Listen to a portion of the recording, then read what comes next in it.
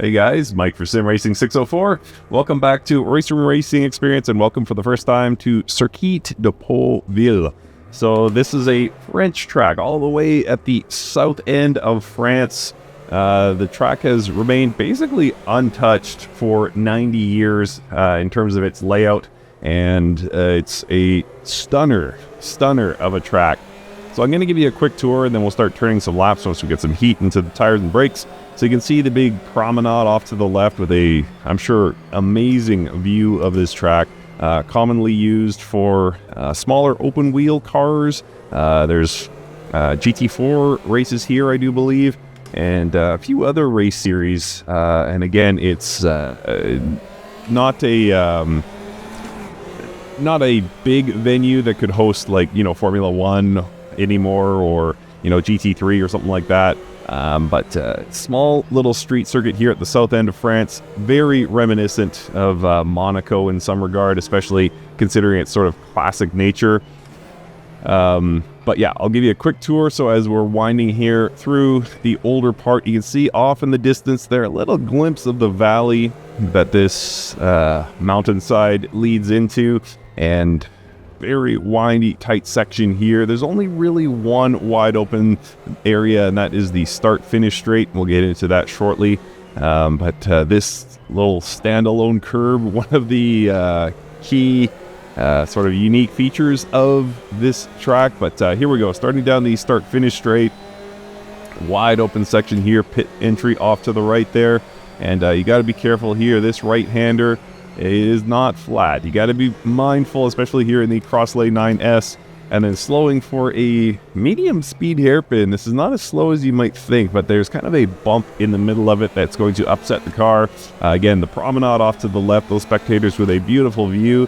The walkway overhead there, braking uphill, but you still got to give yourself plenty of distance here to make this hairpin. You're going to bleed out most of your speed and then get a little bit of speed back, and then slowing right down again for another hairpin. That last hairpin is one of the other defining features of this track, and unfortunately it kind of limits what you would comfortably drive here.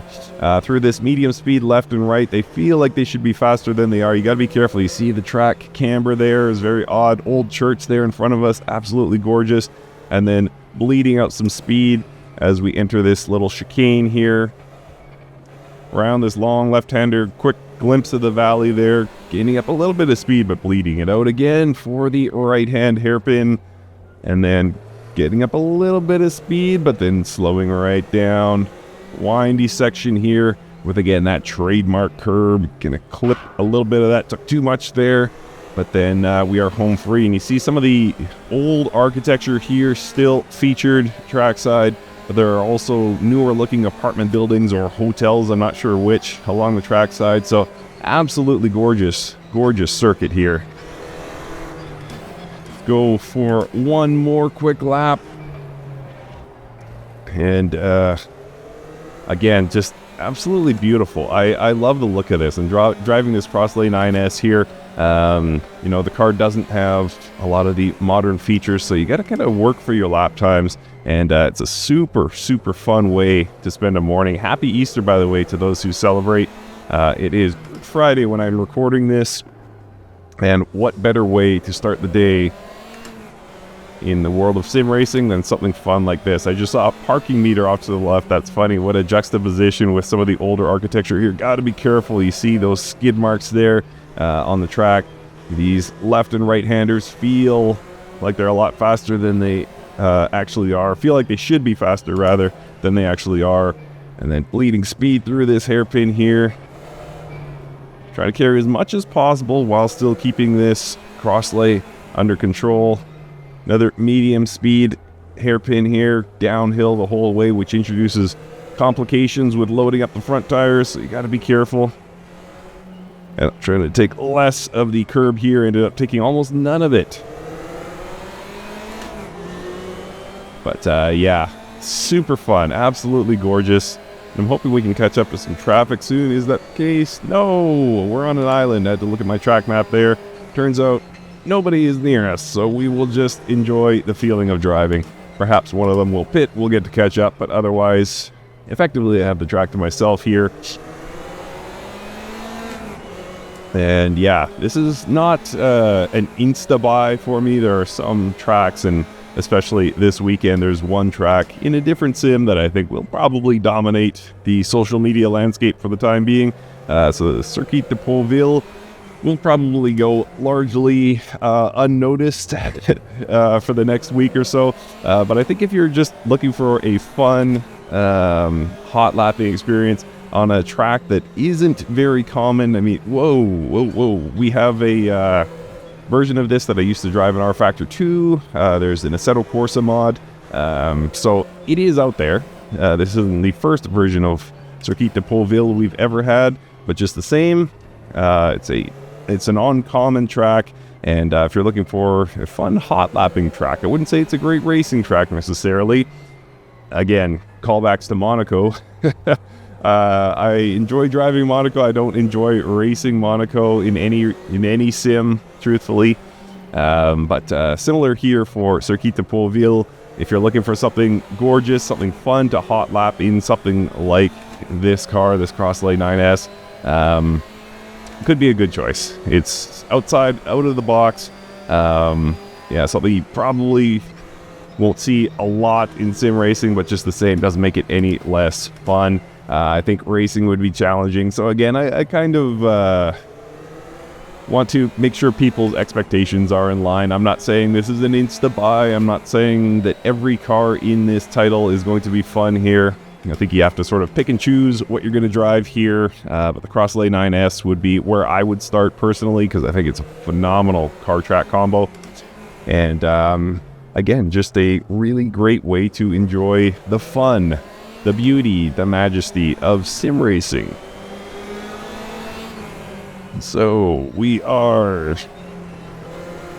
coming to the end of, I don't know how many laps I've done here, but I think it must be just about time for me to wrap the video. Raceroom known for many things. One of those is amazing sound. So once you cross the start-finish line, I will give you a wordless lap so you can enjoy the sounds of this Crossle. Because even the more pedestrian-sounding cars in this title sound great. So I'll give you a glimpse of that, or a feature of that, rather. Ooh, car pushing back there. That's what I wanted to do. There we go. All right, losing my voice anyway, so let's enjoy a lap of raw sound.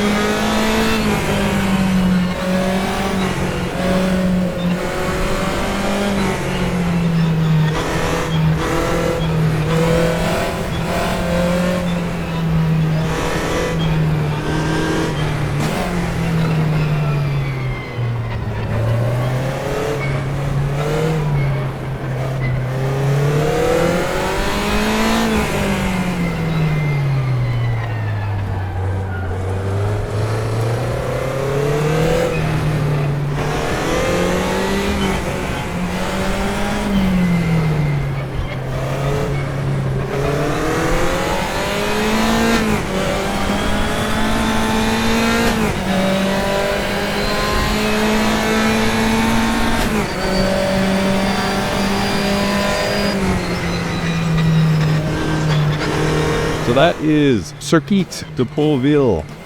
I have enjoyed my few hours here thus far. If you have a few extra dollars and you enjoy Raceroom Racing Experience like I do, strong recommendation for those who enjoy sort of the spirit, the what would you say, immersion factor in sim racing. more so than the competitive factor. This is a strong recommendation. I really love it. Again, if you're into the competitive aspects and just want to race against AI, it might be a bit tough here. I'm not saying it can't be done. It absolutely can. But I think just generally, this is probably more of a fun lapping track than it is a racing track. But yeah, absolutely stunning. One of the more gorgeous tracks I think I've ever seen in sim racing. Really just a great job they've done with this track. And Crossle 9S, strong recommendation here. Also run the F4 if you wish. But Circuit de Pau-Ville is available now through the Raceroom store. And well done to the team at Raceroom. Enjoying my time here as always in this title. Thank you guys so much for watching. And we will see you again soon.